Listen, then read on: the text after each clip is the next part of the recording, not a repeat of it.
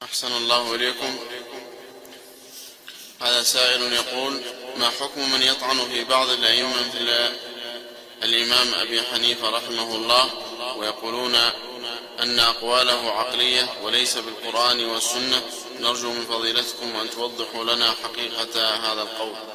फजीलत शेख सवाल अल-फौज़ान हफ़िज़हुल्लाह से सवाल किया गया। अहसनुल्लाहु इलैकुम। साइल कहता है, उस शख्स का क्या हुक्म है जो बाज़ आइम्मा जैसा कि इमाम अबू हनीफ़ा रहमहुल्लाह पर तान करता है और कहते हैं कि उनके अक़वाल अक़ल पर मबनी हैं और कुरान और सुन्नत के मुताबिक नहीं है। हम आपसे उम्मीद करते हैं कि आप हमारे लिए इसकी वजाहत करेंगे। العقل ليس مرفوضا مطلقا كما تقوله الأشاعرة.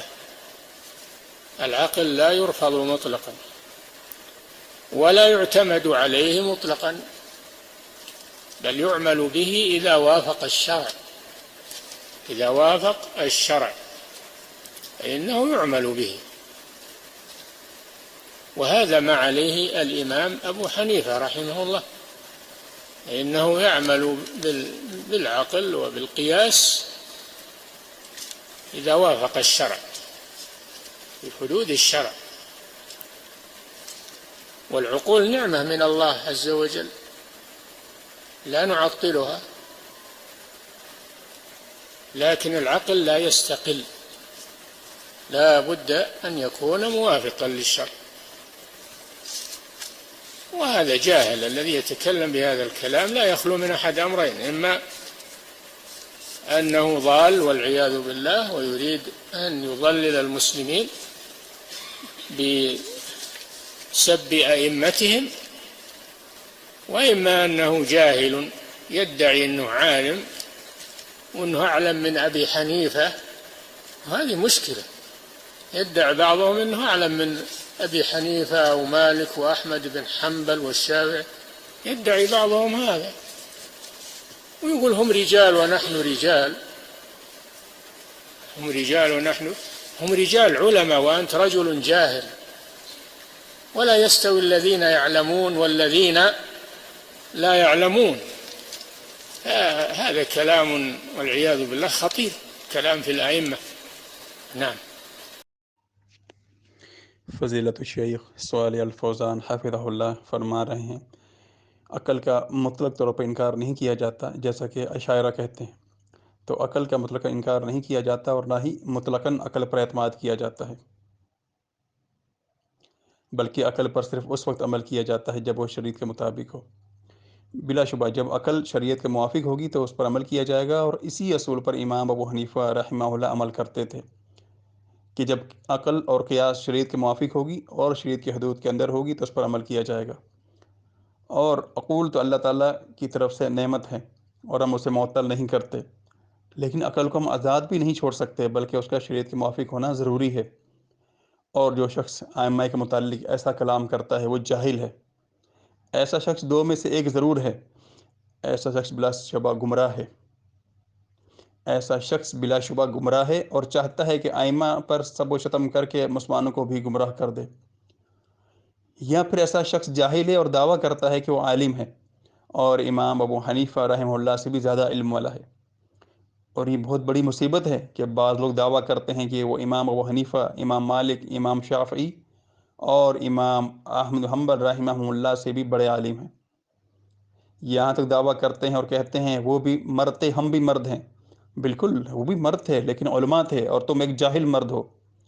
जो लोग इल्म रखते हैं और जो इल्म नहीं रखते वो कभी भी बराबर नहीं हो सकते। आइम्मा के मुताल्लिक़ कलाम करना बहुत ही ख़तरनाक रास्ता है। शेख साहब का कलाम मुकम्मल हुआ। وهو أن الإمام أبا حنيفة رحمه الله قد أجمع أهل العلم على أنه إمام في الفقه، وعلى أن قوله معتد به في الفقه، فباتفاق العلماء لا يجوز أن يقال أجمع العلماء مع مخالفة أبي حنيفة رحمه الله عز وجل رحمة واسعة. والإمام أبو حنيفة رحمه الله تكلم فيه بعض من عاصره وبعض من جاء بعدهم من ناحية رواية الحديث ومن ناحية بعض المسائل العقدية. وقد تقرر عند أهل العلم أن الإمام أبا حنيفة رحمه الله إنما تكلم فيه بعض العلماء من أجل أنه قد راجت في ذلك الزمن بعض المخالفات العقدية، وكانوا ينسبونها إلى أبي حنيفة رحمه الله ويذكرون كلاما له في هذا، فاشتد كلام بعض المعاصرين للإمام أبي حنيفة رحمه الله عز وجل فيه للزجر عن تلك المخالفات.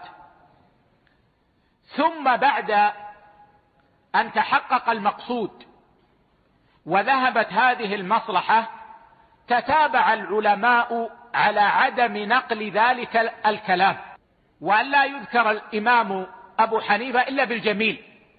اور شیخ سلیمان الرحیلی حفظہ اللہ فرماتے ہیں کہ جو بعض علماء کا کلام ملتا ہے جو انہوں نے امام ابو حنیفہ رحمہ اللہ کے بارے میں کیا ہے، تو اس کے متعلق شیخ صاحب فرماتے ہیں کہ اہل علم کا اجماع ہے کہ امام ابو حنیفہ رحمہ اللہ فقہ میں امام ہیں، اور ان کا قول فقہ میں قابل اعتبار ہے، اور علماء کرام کا اتفاق ہے اگر امام ابو حنیفہ رحمہ اللہ کسی مسئلے میں مخالفت کرتے ہیں تو اس مسئلے میں یہ کہنا جائز ہی نہیں کہ اس مسئلے پر اجماع ہو چکا ہے، ان پر اللہ تعالیٰ کی وسیع رحمتیں ہوں۔ اور امام ابو حنیفہ رحمہ اللہ کے متعلق بعض معاصرین اور جو ان کے بعد آئے انہوں نے روایت حدیث اور بعض عقدی مسائل کی وجہ سے ان پر کلام کیا ہے، اور علماء کرام کے مابین یہ بات قرار پکڑ چکی ہے کہ امام ابو حنیفہ رحمہ اللہ کے متعلق بعض علماء کرام نے جو کلام کیا ہے اس کی وجہ یہ تھی کہ ان کے زمانے میں بعض عقیدے کے مسائل میں مخالفتیں ظاہر ہو چکی تھیں جنہیں وہ امام ابو حنیفہ رحمہ اللہ کی طرف منسوب کر رہے تھے، اور امام صاحب کلام اس کے متعلق ذکر کرتے تھے جو ان سے ثابت نہیں تھا، جس کی وجہ سے بعض معاصرین کا ان مخالفات سے ڈرانے کے لیے امام ابو حنیفہ رحمہ اللہ کے متعلق سخت کلام ظاہر ہوا۔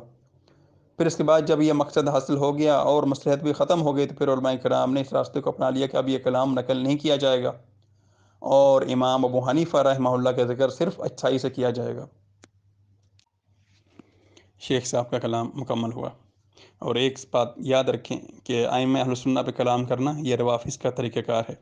اللہ سبحانہ و تعالیٰ سے دعا ہے کہ اللہ سبحانہ و تعالیٰ ہمیں روافظ کے راستے سے بچا کے رکھے، آمین۔